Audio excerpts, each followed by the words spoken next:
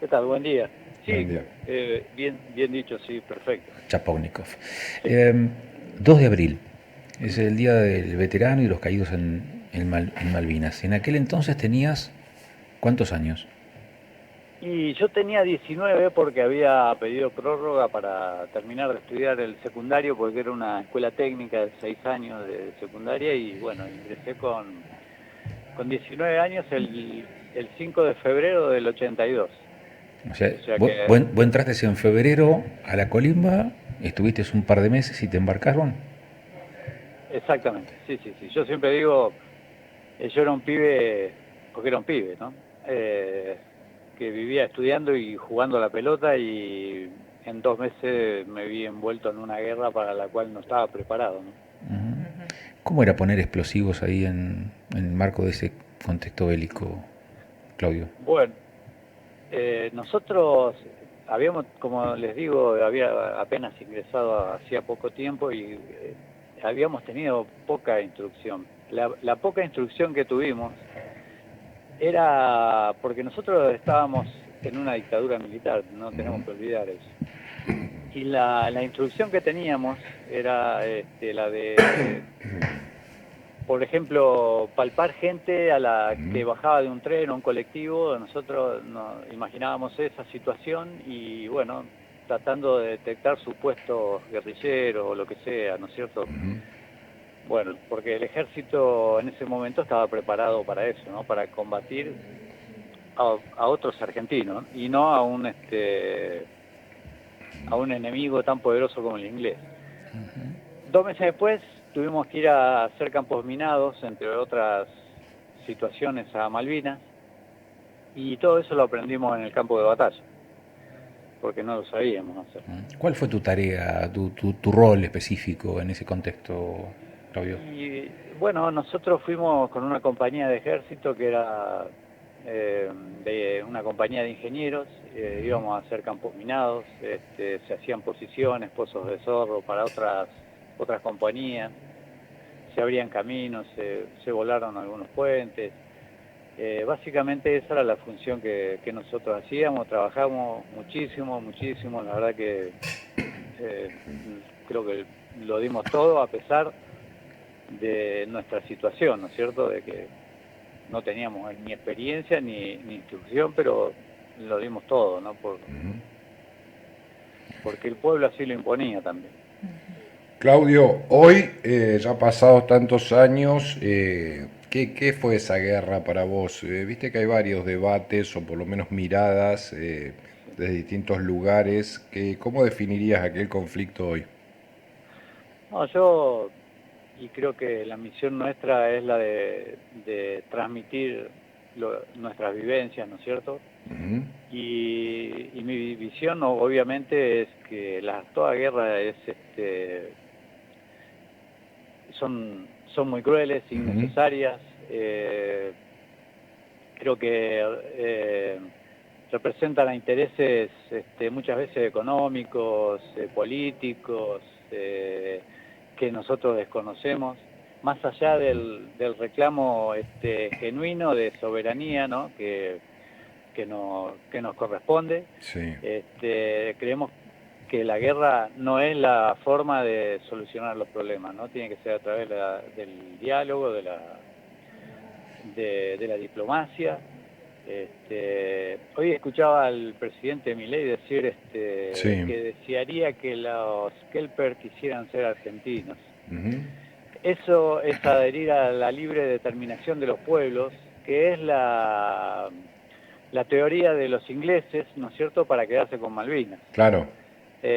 Nosotros no podemos renunciar a nuestra soberanía sobre las islas y no es la voluntad de la población de las islas, sino la voluntad del pueblo argentino que sabe que nos asisten derechos geográficos, políticos y jurídicos sobre ese territorio, ¿no? Claudio, ya pasaron más de 40 años desde este hecho. Eh, Obviamente ya has pasado por diversos actos y conmemoraciones. ¿Cómo ves a lo largo de los años a la sociedad con respecto al recordatorio del 2 de abril? Sí, yo creo que a lo largo de todos estos años que fueron muy difíciles para muchos, hubo muchos suicidios, ¿no es cierto?, también. Hoy es un día donde no puedo dejar de decir esto, tenemos que reconocer el valor y el patriotismo de todos nuestros compañeros que dieron la vida en Malvinas y de los que volvieron y se la quitaron después porque no pudieron sobrevivir a la desmalvinización de los primeros años, ¿no es Ujú. cierto? Tanto de la dictadura como la democracia después. Bien. Pero bueno, a través de las organizaciones nuestras y el trabajo que fuimos realizando, fuimos revirtiendo mucho esa situación, que fue, creo, también una terapia para nosotros y poder lograr un reconocimiento del pueblo y también de la política en algunos aspectos, Ujú. ¿no es cierto? Siempre quedó pendiente el tema de la salud, Sí. de, de las cuestiones psicológicas y muchas veces física también, Ujú. que tenían que tenemos, ¿no?, aquellos que volvemos de una guerra y que nunca fuimos atendidos como corresponde, ¿no? Pero digamos que logramos revertir, por ejemplo, el reconocimiento de la gente. Hoy nos reconocen de otra manera y en muchos lugares este día se conmemora de una manera muy importante. Los chicos en las escuelas, la atención que ponen cuando nosotros vamos a hablar con ellos. Eh, bueno, pero todo se debe en gran medida al trabajo de las organizaciones de los veteranos de Malvinas, ¿no? Pues es que hay una suerte de análisis que se denomina contrafáctico, que incurrimos siempre, ¿no?, cuando analizamos la historia, hasta un partido de fútbol, y también la vida personal. Se puede resumir sintéticamente en qué hubiese pasado si, digamos, como explicación eso, lo contrafáctico, ¿no? Si no hubiese existido Malvina, ¿cómo hubiese sido tu vida?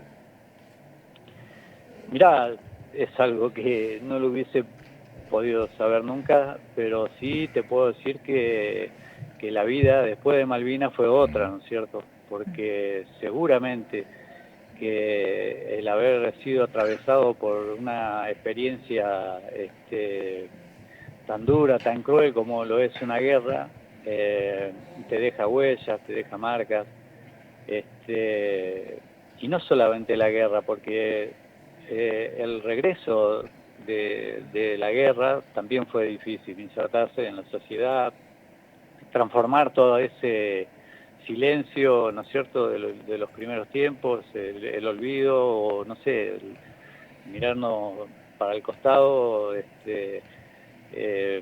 todo eso hizo daño, ¿no es cierto? Y bueno, la verdad que creo que sin duda mi vida hubiese sido otra, Ujú. totalmente.